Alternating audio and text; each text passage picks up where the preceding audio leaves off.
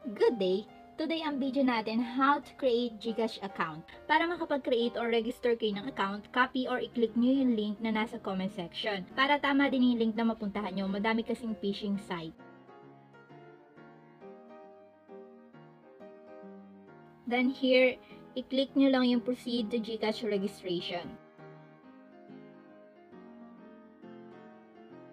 Then here, ilalagay nyo lang ang inyong mobile number na gusto nyong i-register. Once na ma-enter nyo na ang inyong mobile number, i-click nyo yung next. And then magpapadala sila ng authentication code sa inyong mobile number. Lalagay nyo lang dito. Then i-click nyo yung submit. And here makikita nyo, tell us something about yourself. Kailangan nyo i-provide yung mga hinihinging information. First name, lagay nyo dyan yung first name nyo. Middle name. Ayan, kung wala ka ding middle name, i-check mo lang yung box.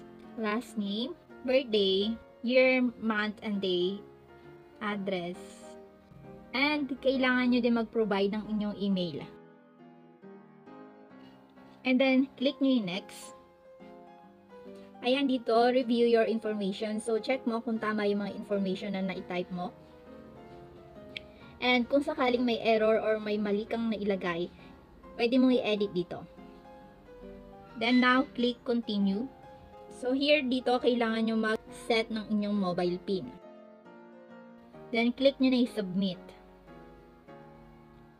And lastly, ayan, makakapag-login na kayo sa inyong GCash pero kailangan nyo munang i-download ang GCash app sa may Play Store. Habang loading pa, sa dulo ng video na to, marami kang video na magugustuhan. So wait till the end.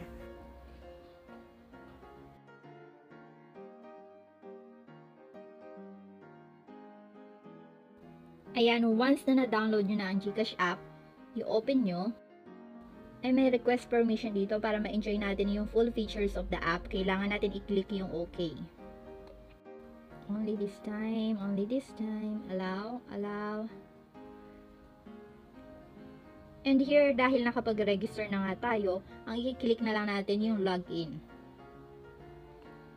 Then, ilagay nyo dito yung number na ginamit nyo sa pag-register kanina. Then, click nyo yung next. Magpapadala sila ng authentication code. Hintayin nyo lang. Then, click nyo yung submit. Then, i-input nyo here yung sinet nyo kaninang PIN.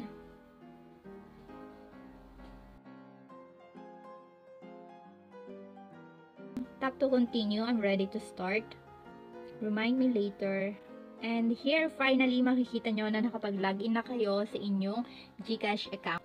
So here, ayan makikita nyo yung features ng GCash. Madami kayong pwedeng gawin dito. May play to earn din. But, punta kayo dito sa may profile nyo. Makikita nyo na yung verify now, nasa basic level pa lang kayo. Meron din tayong part 2 kung paano nyo ma-fully verify ang account nyo. Pag kasi fully verified na ang account nyo, mas madami kayong pwedeng gawin. Magagamit nyo lahat ng features na available dito sa may GCash. Pwede din kayo makapag-withdraw ng cash through ATM but need nyo umorder ng GCash Mastercard.